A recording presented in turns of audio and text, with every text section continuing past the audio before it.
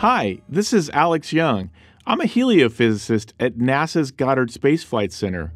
And many of you may have seen the video recently that showed the sun for the past 3 years observed by the Solar Dynamics Observatory. I also saw this recently, thought it was a really cool video, and I want to share with you some of the interesting features I noticed in the video. If you see that big black disk that moves over the sun, that's the moon, what we call a lunar transit. That's when the moon is moving between the sun and the SDO spacecraft. It almost looks like a perfect circle, but if you look really, really close on the edge, you see these little tiny humps. Those are the mountains on the moon. Just an amazing thing you can see with these incredibly high-resolution cameras. We're looking at the 171 angstrom wavelength. This is extreme ultraviolet. It's showing us the solar atmosphere at about 1,000,000 degrees Fahrenheit. And if you look at this image, you can see all of these bright patches. These are active regions associated with sunspots. And then you even see loops. These are huge structures, many times the size of Earth, that are magnetic fields holding in this hot solar plasma.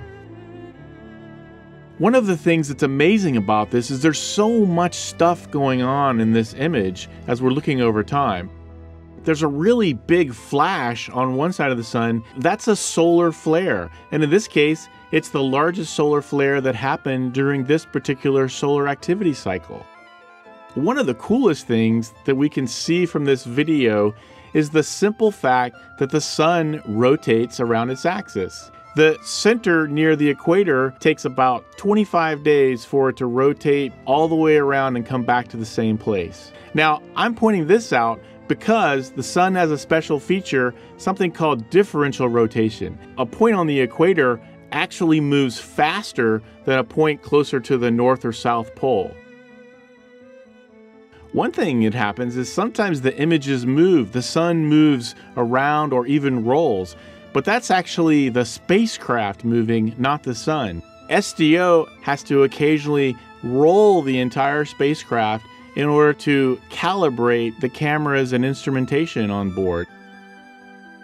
If you notice, those bright patches, those active regions, start off towards the poles of the sun, and as we move in time, they start to slowly creep towards the equator. This is part of what we call the solar activity cycle or solar cycle, as we move from very low activity with very few sunspots to high activity with a lot of sunspots. This is something that happens again and again, and it's happened for millions of years.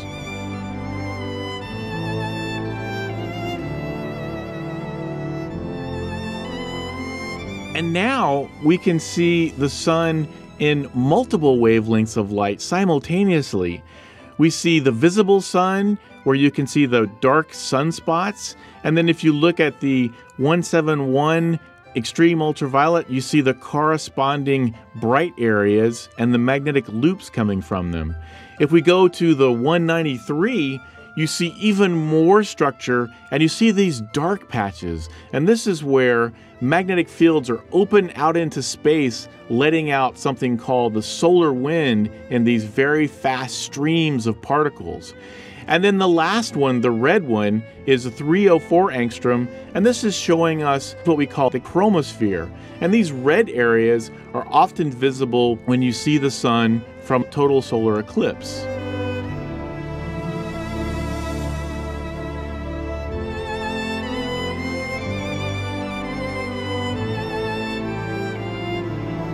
Did you see that little tiny black dot that's close to the North Pole in the sun? That's Venus. Every 100 years or so, it moves in front of the sun, giving us this rare and amazing astronomical event.